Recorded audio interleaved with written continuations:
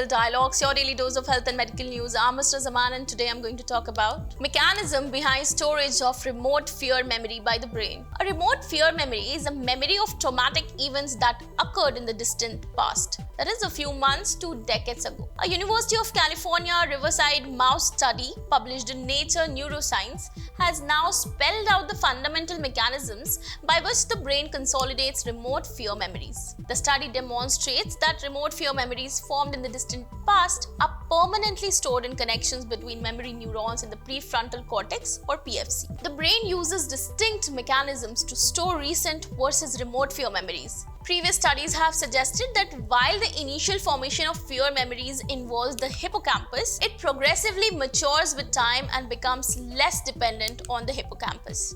Much research now explains how recent fear memory is stored, but how the brain consolidates remote fear memories is not well understood. The researchers focused on the PFC, a part of the cerebral cortex that has been implicated in remote memory consolidation in previous studies. In the experiments, the mice received an aversive stimulus in an environment called a context. They learned to associate the aversive stimulus with the context. When exposed to the same context a month later, the mice froze in response, indicating they could recall remote fear memories. The researchers showed that connections or synapses between memory neurons in the PFC, termed prefrontal memory circuits, were gradually strengthened with time after fear learning, and such strengthening helped the PFC permanently store remote fear memories. Next, to extinguish the remote fear memory in the mice, the researchers repeatedly exposed the mice to the same fear predictive context but without the aversive stimulus. The result was a reduced fear response to the context. The team explained that dysregulation of fear memory consolidation can lead to chronic maladaptive fear in PTSD,